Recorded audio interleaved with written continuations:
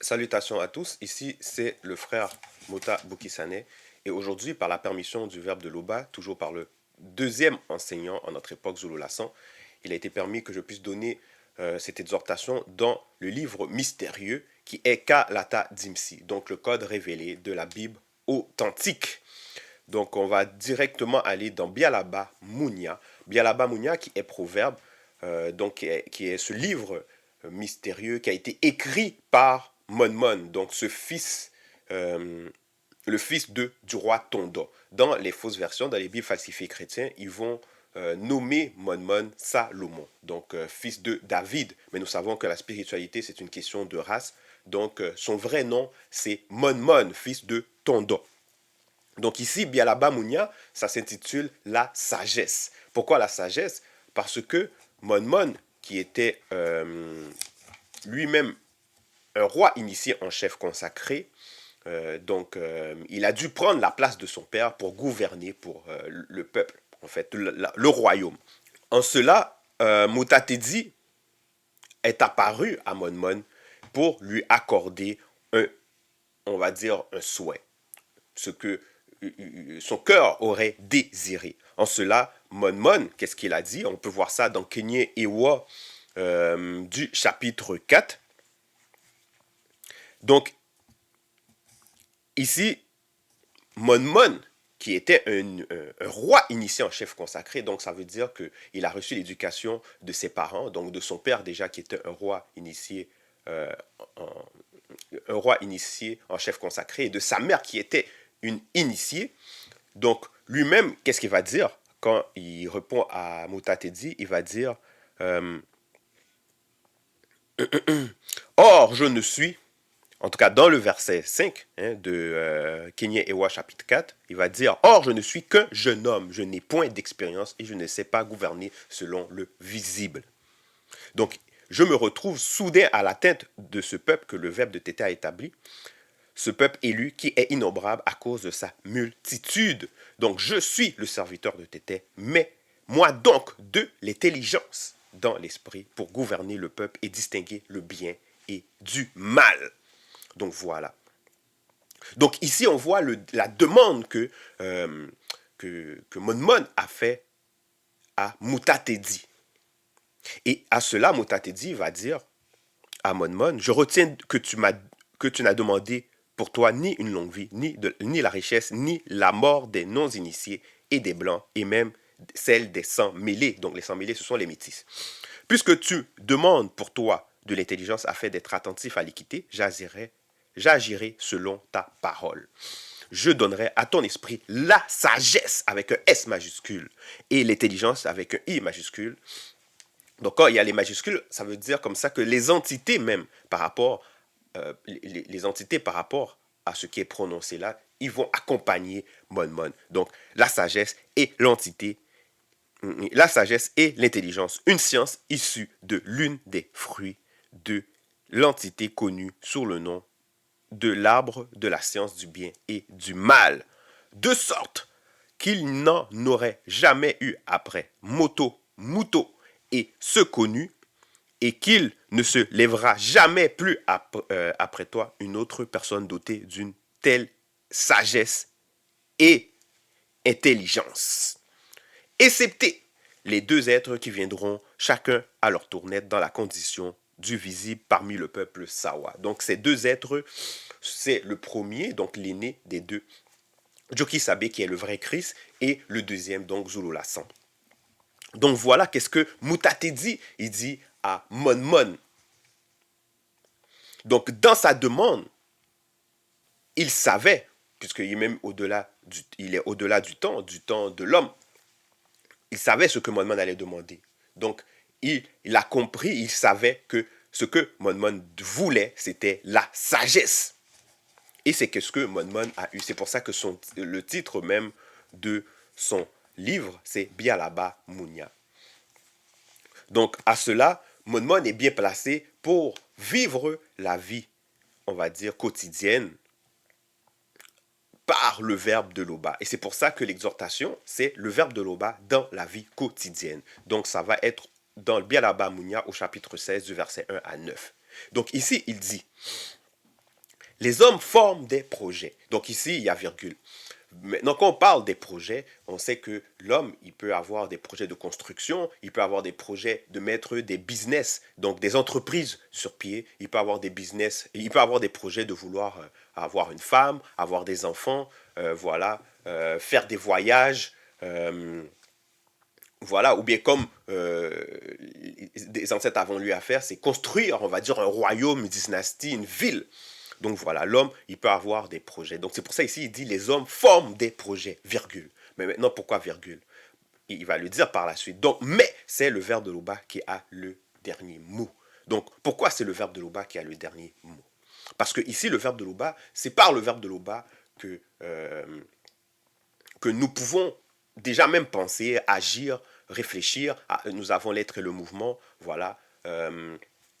Et nous savons que derrière chaque chose, il y a un esprit. Donc le verbe de Loba a positionné des entités du grand ordre des choses comme des lois derrière tout ce qui est dans cette réalité du visible et même au-delà. Donc ils sont là. C'est eux autres qui sont des lois. Donc le verbe de Loba rédige toute chose. Et c'est en cela que si un projet n'est pas selon le verbe, ben, le projet ne sera pas agréé. Et c'est pour ça que ça dit, mais c'est le verbe de Loba qui a le dernier mot. Donc ça veut dire que celui qui n'est pas conscient même des lois, qui n'est pas conscient des préceptes, de ce qui est, on va dire, de ce que le verbe a permis qu'il soit dans cette réalité du visible, ben ça veut dire que son plan, ses projets, ils vont échouer. Mais maintenant, Monmon encore, il continue au verset 2, il dit, chacun pense agir toujours correctement. Là encore, il y a une virgule. Pourquoi? Parce que quelqu'un, il peut penser agir correctement. Donc, il va avoir des projets, il va avoir des idées. Donc, pour lui, voilà, il va penser vouloir faire le bien, vouloir aider telle personne, aider sa famille, voilà, ses enfants. Ça, c'est qu'est-ce que le monde de nos jours, ils veulent faire. Ils veulent avoir de l'argent, ils veulent être confortables financièrement pour pouvoir à sa famille, à ses enfants, etc.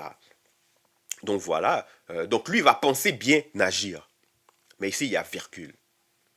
Il est dit, mais le verbe de Loba connaît le fond du cœur. Donc quand on parle le fond du cœur, ici on parle de la conscience même du cœur. Donc quand on dit le verbe de Loba connaît le fond du cœur, mais le verbe de Loba, il sait que toi, certes, tu veux faire plaisir à ta famille, tu veux les aider, mais si tu deviens riche, si tu commences à voir cette richesse du visible, eh bien, tu risques de pénaliser d'autres personnes, rendre de l'injustice par rapport à d'autres personnes, faire, voilà, devenir polygame, voilà, ton corps peut s'exalter, donc tu vas commencer à devenir orgueilleux, tu vas plus vouloir, on va dire, prendre conseil, écouter, voilà, suivre même les lois et les préceptes issus du verbe de Loba. Donc, il va même sortir des raisonnements, il serait peut-être même une arme pour le monde occulte, par rapport à sortir des fausses raisonnements, des fausses doctrines. Et c'est pour ça que ça dit, mais le verbe de Loba connaît le fond du cœur, donc la conscience du cœur. Donc, verset 3, qu'est-ce qu'il est dit? Qu'est-ce qu'il dit? Expose ton activité à Loba dans la prière. Dans la prière. Donc, ça veut dire que quand tu as une activité, il faut que cette activité soit encadrée. Donc, et cela, il faut le faire dans la prière. Maintenant, pourquoi la prière? Qu'est-ce que la prière? Nous savons ici que la prière, c'est une communication que l'homme entretient avec son Créateur. Quoique le Créateur est hors même du temps, de l'espace-temps, qu'il est hors de cette réalité. Il est hors de tout ce que l'on peut concevoir et imaginer.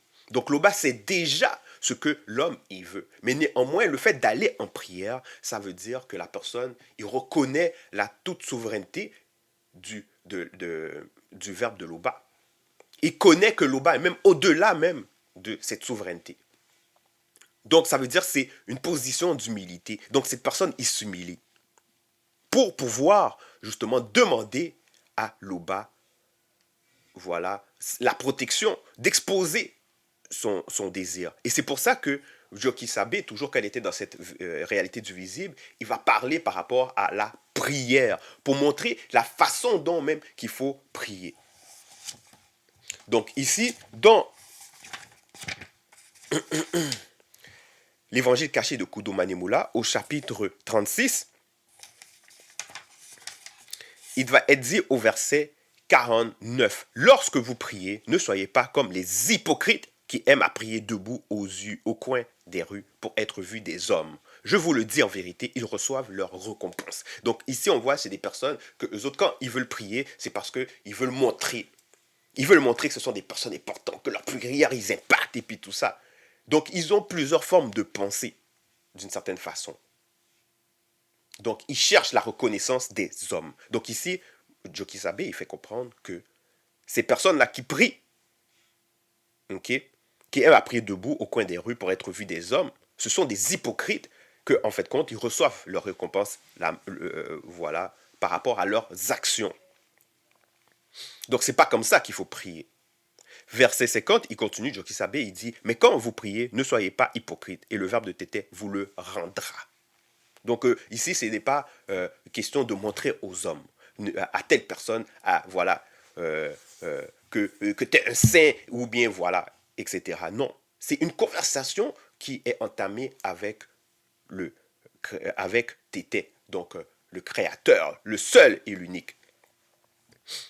Donc ici, Joki Sabe, il continue et il dit, en priant, ne multipliez pas de vaines paroles d'un homme charnel, comme les initiés qui s'imaginent qu'à force de paroles, ils seront exaucés. Donc ici, on voit que déjà, même dans l'époque que nous vivons actuellement, les non-initiés, dans leur état de conscience, ils pensent qu'à force de répéter, à force de crier, à force de... voilà, qu'il peut convaincre. Mais non, ça ne fonctionne pas comme ça. Ça ne fonctionne pas comme ça. L'Oba connaît déjà le fond du cœur, donc ça ne sert à rien de répéter plusieurs fois. Ça veut dire que déjà dans l'état de conscience, quand une personne prie comme ça, c'est qu'il attribue le créateur à une créature. Donc même plus bas même que les entités du grand ordre des choses. Donc il peut convaincre le créateur. Non. Donc c'est pour ça que ici, ça ne sert à rien de multiplier de vaines paroles d'un homme charnel, comme les non-initiés, qui s'imaginent qu'à force de paroles, ils seront exaucés. Ne leur ressemblez pas, car Tété sait de quoi vous avez besoin avant que vous le lui demandiez. Donc voilà. Donc ici, on voit que qu'il y a un cadre dans lequel il faut exposer son activité. Et c'est pour cela qu'il est dit après, expose ton activité à l'Oba dans la prière, virgule, et tu réaliseras tes projets selon le verbe. Donc quand c'est dans ce cadre-là, et tu le réaliseras. Donc si, surtout, tu n'as pas des mauvais désirs, une mauvaise conscience. Verset 4. Tout est fait dans une intention précise. Donc ici, Mon, qui s'est initié en chef consacré, qui a percé des mystères. Donc il le sait, il a percé des mystères. Puisque quand nous allons voir dans Kenye Ewa chapitre 6, voilà qu'est-ce qu'il est dit par rapport à Mon. Il est dit, Mutatedi me donna à moi, Mon. C'est Mon qui parle, c'est Mon qui s'exprime. Donc il dit que Mutatedi, qui est l'entité qui guide et qui intronise les initiés, lui donna à lui, Mon, la sagesse, l'intelligence, la science et une large capacité de pénétrer le puits non visible de la connaissance interdite, issue de l'un des fruits de l'entité connue sous le nom de l'arbre de la science du bien et du mal. Ce qui me fit m'intéresser à des questions aussi innombrables que le grain de sable au bord de l'océan. Grande était ma sagesse, plus que la sagesse de tous les habitants du pays, de la grande sorcellerie. Donc, quand on parle de les habitants du pays de la grande sorcellerie, on parle de Djombela Mundi. Donc, dans les fausses versions de Bible Pacifique Chrétien, ils vont nommer ça Babylone, donc Babel, Babi. Mais nous savons que c'est Djombela Mundi et c'était à Ouassedjedou, donc l'Afrique de l'Est. Donc ici, Mon, il affirme et il atteste que grande était sa sagesse, plus que la sagesse de tous les habitants du pays de la grande sorcellerie. Donc on voit qu'ici que les habitants même de ce pays, ils avaient, même s'ils étaient dans la sorcellerie, ils avaient quand même une forme de science. Donc une sagesse. Donc ici, la sagesse même de Mon était plus que ces habitants-là. Plus que toute la sagesse des habitants de la grande science et de la grande cosmologie. Donc ici, on parle des djennés. Donc ce qu'on, en notre époque, ils vont nommer égyptiens. Donc voilà. Fait qu'ici, il explique comment est-ce que il avait une grande connaissance. Une grande connaissance. Donc, toujours par rapport à cette grande connaissance qu'il avait, ici il dit tout est fait dans une intention précise. Donc il est bien placé pour savoir que le hasard n'existe pas. Parce qu'il y a beaucoup de personnes dans notre époque qui pensent que le hasard existe. Mais le hasard n'existe pas. Tout est sous le contrôle des entités du grand ordre des choses. Et derrière les entités du grand ordre des choses, nous savons que tout revient aux deux manifestés avant la non-existence. Et les deux sont en accord, en harmonie avec l'Oba Tété. Donc ici, c'est pour ça qu'il dit tout est fait dans une intention précise. Et après la chute, les méchants aussi ont les jours de malheur causés par les démons de l'influence de la négation du quotidien non protégé. Donc ici, quand on parle de non protégé, ça veut dire que les entités supérieures, donc Mutatedi ou Mudi Mabeko qui s'est dit, qui est l'entité en charge qui est l'entité des châtiments en charge du domaine de la nature, il va enlever la protection. Donc c'est pour ça qu'on dit du quotidien non protégé. Donc il y a ces démons-là qui sont là pour qui vont causer le malheur,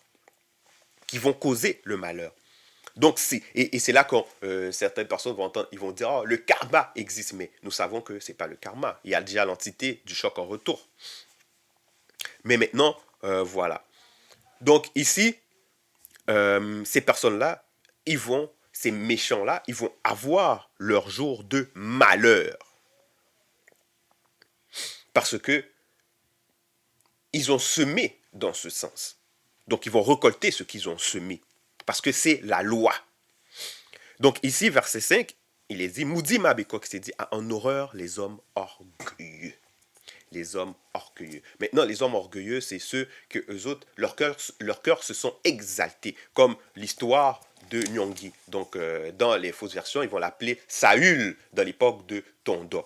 Donc, dans Dina Ewa, au chapitre 21, ici, on voit que le verbe de l'Oba rejette Saül. Pourquoi le verbe de l'Oba rejette Saül? Donc il est dit au verset 1, il arriva dans la suite que Nyongi, après avoir remporté plusieurs batailles spirituelles, fut saisi d'orgueil et d'arrogance. Donc ceci par le démon d'orgueil, en union, bien sûr, avec le démon d'arrogance.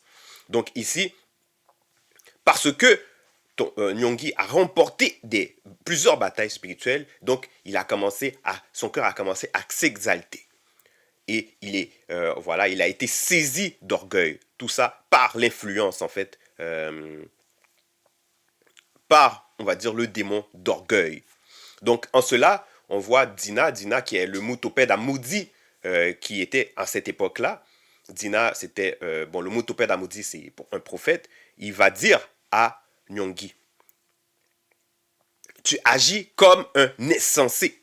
Tu ne tiens pas compte du démon d'orgueil qui t'influence actuellement. Et en cela, tu déshonores non seulement ton rang, mais aussi le verbe de l'Oba que tu as reçu. Voilà. Donc là maintenant, qu'est-ce qui se passe par rapport à le comportement que Nyongi a manifesté? Donc il y a une sanction, et on voit ça par la suite. Il est dit, si tu n'avais pas ouvert la porte à ce démon, il aurait été permis que ta famille règne pour toujours sur Tombouane Bila. Mais maintenant, ton règne ne durera pas. Un homme connu du Mutatedi prendra ta place de roi pour le peuple de Tombouane Bila. Donc voilà qu'est-ce qu'il est dit à Nyongi. Et ce qui reflète en fait compte le message dans Bialaba Mounia 16 au verset 5 où ce qu'il est dit, Moudi Mabekok s'est dit à en horreur les hommes orgueilleux. On peut être sûr qu'ils ne seront pas impunis. Donc ici, on parle de Moudi Mabekok s'est dit, alors que dans Nyongi, dans Dinaewa, on parle de Mutatedi. Mais nous savons que les entités du grand ordre des choses sont en accord parce que là-bas, c'est la conscience collective. Donc, quand un décide de faire quelque chose, les autres aussi sont d'accord. Donc, verset 6. Par la bonté et la fidélité, on peut réparer un tort. Maintenant, quand on parle de bonté et fidélité, la bonté, c'est, mettons, quelqu'un qui fait des bonnes actions. Quelqu'un qui fait droit à l'orphelin connu ou à la veuve connue. Voilà, des personnes qui aident ces personnes-là. Ben, ils sèment, on va dire, une bonne semence sur son chemin. Donc ça veut dire quand il se passe une situation, s'il se passe un tort, ben voilà, ce qu'il a semé peut réparer ce tort. Ou encore quand on parle de fidélité, mais toujours fidélité vis-à-vis du verbe de Loba, fidélité vis-à-vis, on va le dire, les engagements qu'il a pris, etc. Donc, Mon il continue et il dit, en respectant Loba de la crainte du respect qui lui est dû, on évite d'agir mal. Donc voilà, ici, ça c'est la base même de la sagesse, la crainte du respect qui est due à Loba.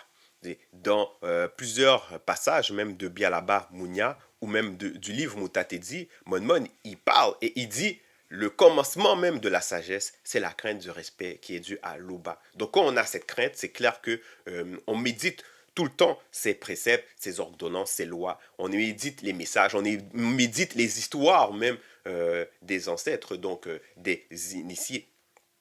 Et on veut suivre leurs bonnes actions qu'ils ont faites et on veut éviter les mauvaises actions. Et c'est en cela que on médite parce qu'ils ont été on va dire, ils ont pu capter des profondeurs, des mystères. Ils avaient des connaissances qui surpassent actuellement ce que nous pouvons concevoir, ce que nous détenons actuellement.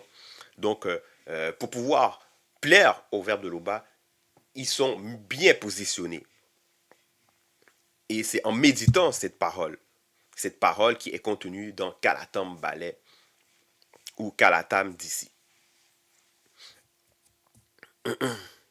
Verset 7. Lorsque le verbe de Loba approuve la conduite de quelqu'un, il lui donne spirituellement le pouvoir sur ses ennemis. Et ça encore, c'est qu'est-ce qui s'est passé avec Mon. Mon lui-même, il l'atteste. Il l'atteste dans Kenya Ewa chapitre 6, verset 3. Il est dit ici, tous les rois initiés et non initiés, ainsi que les puissants de la terre qui avaient entendu parler de ma sagesse, envoyaient des délégations de tous les pays du monde pour m'entendre. Donc juste le fait de vouloir entendre un autre roi donner un enseignement, c'est parce qu'ils étaient en train d'attester spirituellement son pouvoir sur eux. Même si qu'ils pouvaient à l'intérieur de eux avoir, on va dire, des idées, des mauvaises intentions vis-à-vis de la personne, mais ils peuvent pas aboutir avec ces mauvaises intentions parce qu'ils savent que cet homme-là, il a la vision, il est intelligent, il a la compréhension, il va me voir venir. Donc voilà, c'est pour ça qu'il dit ici, il lui donne spirituellement le pouvoir sur ses ennemis. Verset 8, mieux vaut un maigre salaire gagné honnêtement que de gros revenus tirés d'affaires douteuses. Donc voilà, qui cherche la paix trouve la paix. Et en cela, on peut voir, ceux qui regardent certains films, il y a plusieurs sortes de films qui sortent, où il y a des personnes qui vont faire des affaires douteuses, ils vont vendre de la drogue, voilà, ils vont être impliqués dans dans des campagnes de guerre, etc. Mais ces personnes-là, ils ne peuvent pas dormir tranquilles. Même si qu'ils ont fait leur argent, ils ont tiré de gros revenus par rapport à leur affaire, mais ils ne peuvent pas dormir tranquilles.